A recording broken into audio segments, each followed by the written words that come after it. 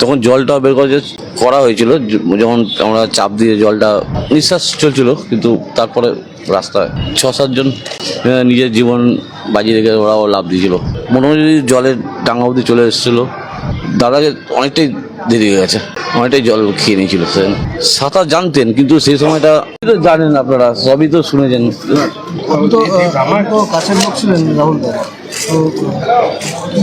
সেটা থেকে কিছু করতে পারিনি, তো কিছু করতে পারিনি না। শুটিং চলতে চলতে হঠাৎ কি হলো, উনি কিভাবে ডুবে গেলেন কিভাবে? জলের গভীরতা বুঝতে পারিনি, নিজেকে নিজে কন্ট্রোল করতে পারিনি। জলে জোয়ার এসেছিল সে সময়, আমি হসপিটালে ছিলাম। তো সবাই চেষ্টা করেছে, টেকনিশিয়ানরাও বাঁচানোর জন্য, কিন্তু অনেকটাই দেরি হয়ে গেছিলো। কতজন জলে নেমেছিলেন আপনি? 6-7 জন নিজের জীবন বাজি রেখে ওরাও লাভ দিয়েছিল ওই জলের মধ্যে। ওনার সাথে তো ওনার সহকারী অভিনেত্রী ছিল। হ্যাঁ, আপনাদের কাকে ফার্স্টে করতেন? অভিনেত্রী মোটামুটি জলের ডাঙ্গা অবধি চলে এসেছিলো। উনি সুস্থ আছেন, কিন্তু প্রচুর ভেঙে আছেন। কিন্তু দাদাকে অনেকটাই দেরি হয়ে গেছে, অনেকটাই জল খেয়ে নিয়েছিল।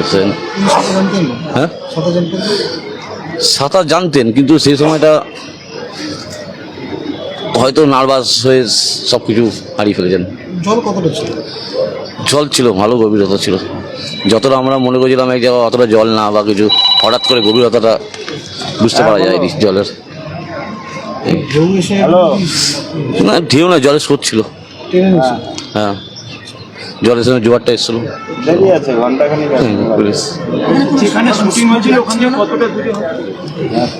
সামান্য, বেশি দূর না। গেলে আপনারা হয়তো লোকেশনে গেছেনও, মনে হয় আপনারা দেখতেও পেয়েছেন, জানেন। আপনি নিয়ে গেছিলেন কোথায়? হাসপাতালে? হাসপাতালে আমি গেছিলাম। পড়াশোনার ওরা তাড়াতাড়ি করে হসপিটালে নিয়ে এসছে, পেছনে পেছনে আমিও এসেছি গাড়ি করে। যখন হসপিটালে এসছে তখন শেষ। যখন আপনারা তুলেছিলেন তখন জলটা বের করা হয়েছিল যখন আমরা চাপ দিয়ে জলটা বার করানোর চেষ্টা হয়েছে, জল বেরিয়েছিল। তারপরে শেষলেস ছিল, কিন্তু নিঃশ্বাস চলছিল, কিন্তু তারপরে রাস্তায়।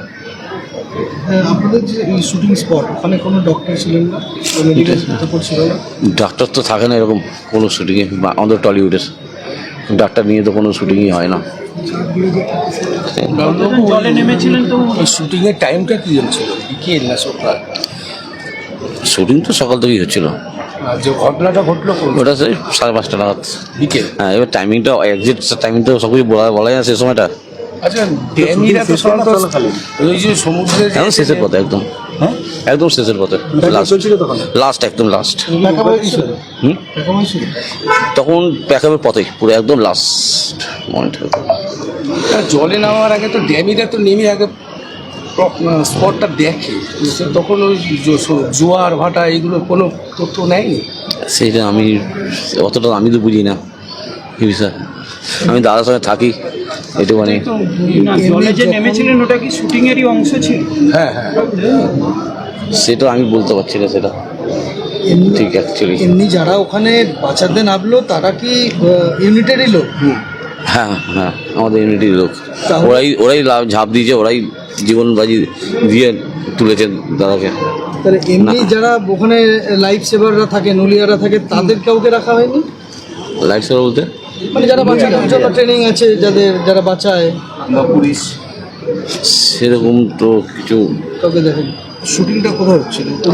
উড়িষ্যা, তালসারি। আর এমনি প্লেন নৌকো ছিল না? পুলিশের না, ওই ইঞ্জিন নৌকো। পুলিশের কোনো ক্যাম্প ছিল? পুলিশের না, যেমন ওই পুলিশের কোনো ছিল ওখানে না। কটা নৌকো রাখা ছিল আপনাদের? একটাই, ওই স্কট করার জন্য।